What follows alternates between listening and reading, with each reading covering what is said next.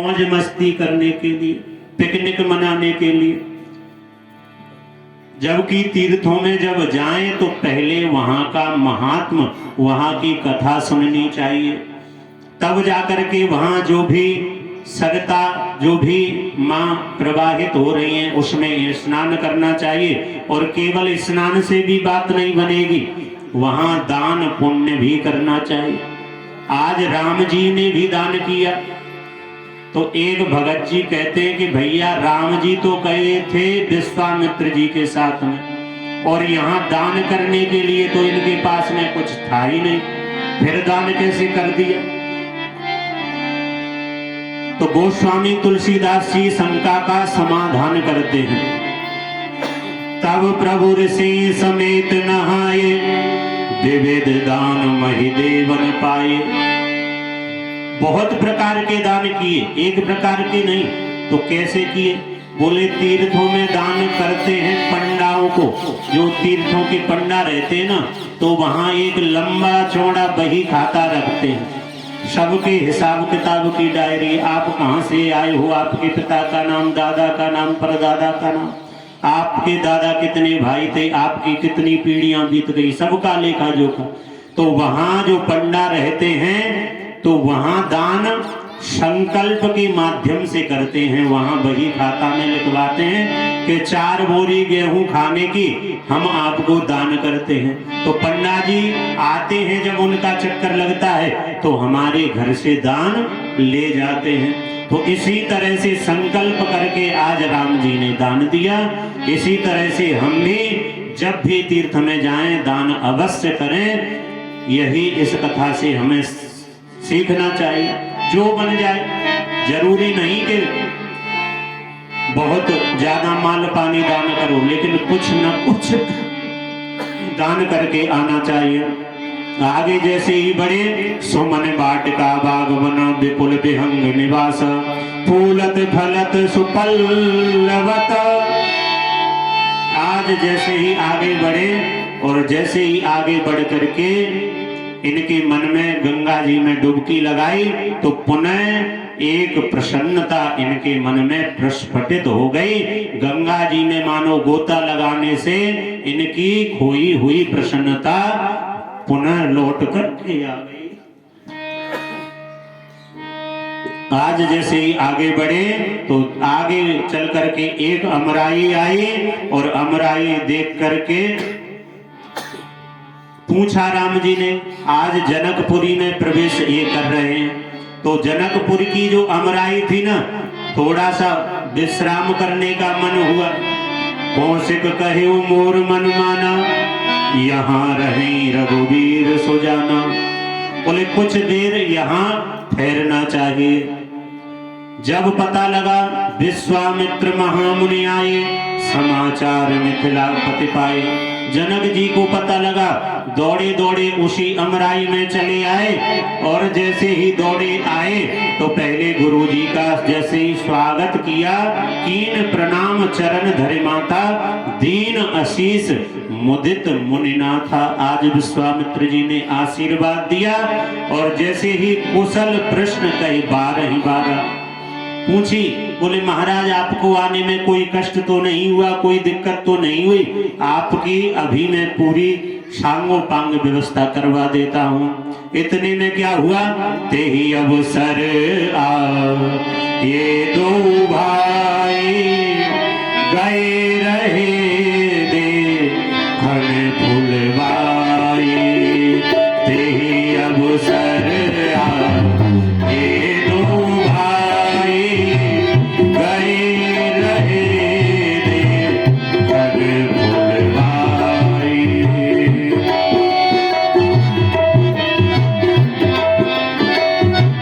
जनक जी ने देखा, देखते ही मन हर्ष से भर गया। आज कुछ भी बोलना बंद कर दिया। जो ब्रह्म की सत्ता में केवल ब्रह्म का ही उपदेश करते हैं, ब्रह्म का ही ध्यान करते हैं, आज जैसे ही राम जी की मनोहर मूर्ति का दर्शन किया, तो आज ये जो वैसे तो विदेह राज पहले से हैं, लेकिन आज वास्तव में विदेह बन गए। मूरति मधुर मनोहर दे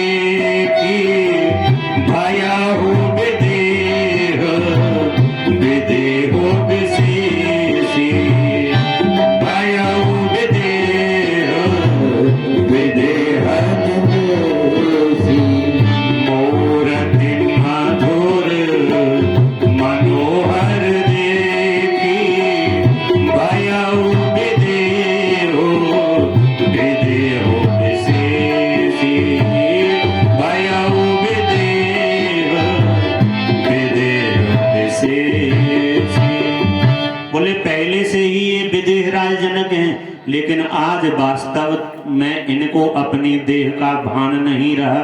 बोले एक टक देखते रहे और देखते हुए पूछने लगे, मुनि कुल तिलक की नृप कुल पालक। ए विश्वामित्र, ये कौन है?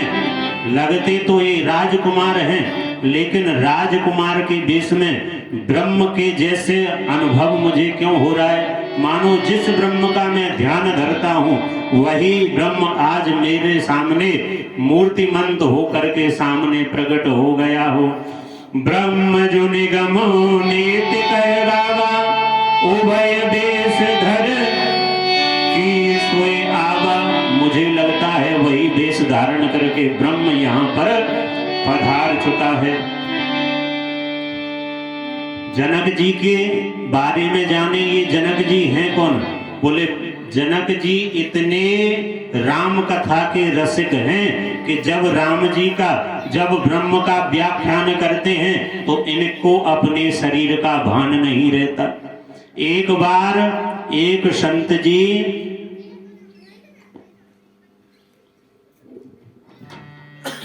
अष्टावक्र जी और जनक जी का संवाद चल रहा था। जैसे ही अष्टावक्र जी और जनक जी का संवाद चला तो चलते चलते अष्टावक्र जी के सामने बहुत श्रोता थे।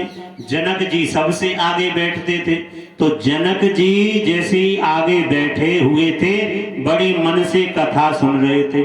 उसमें बड़े बड़े महात्मा पधारे थे कथा सुनने के लिए। और जैसे ही कथा सुनने के लिए पधारे थे तो ऋषि मुनियों को बड़ा बुरा लगता था कि ये अष्टावक्र जी केवल जनक जी की तरफ देखते रहते हैं और कथा कहते रहते हैं, हमारी तरफ तो एक बार भी भूल से भी नहीं देखते।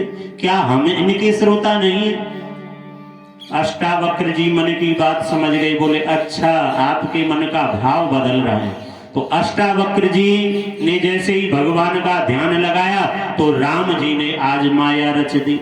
बोले क्या हुआ? बोले देखते देखते आज नगर में आग लग गई।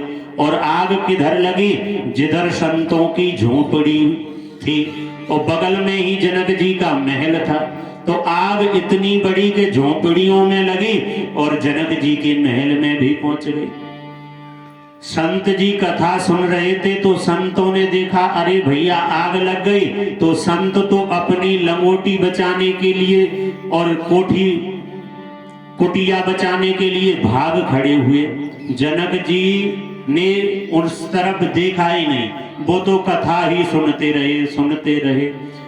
अष्टावक्र जी ने कहा कि जनक जी देखो, आपके महलों की तरफ आग पहुंच गई है, कहीं आपका महल भी जल कर राख ना हो जाए, उनमें कोई दुर्घटना ना हो जाए, आप क्यों नहीं जाते?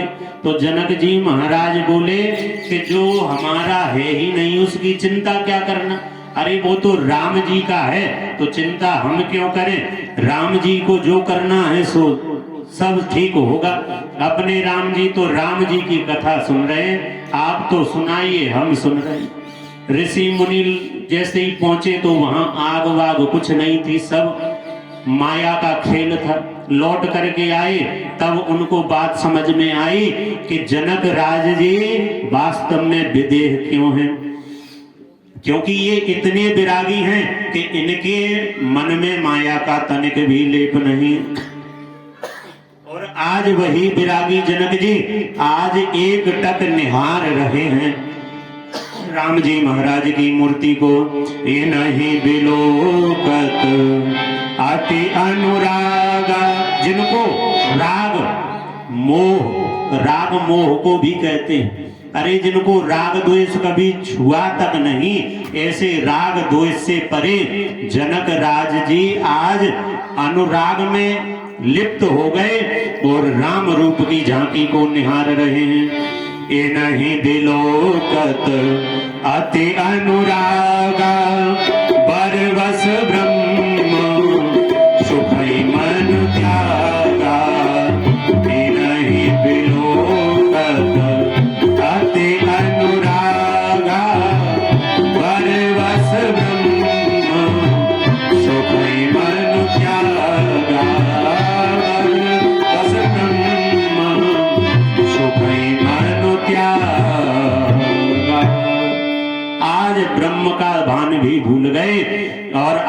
अनुराग से श्री सीता राम लक्ष्मण जी का ध्यान जो धरते थे, राम जी का दर्शन कर रहे हैं। और ये प्रिय तब गुरु जी ने परिचय दिया कि देखो ये कोई साधारण नहीं, ये प्रिय सब ही जहां लगे प्राणी, मन मुस्काहे राम सुने बानी।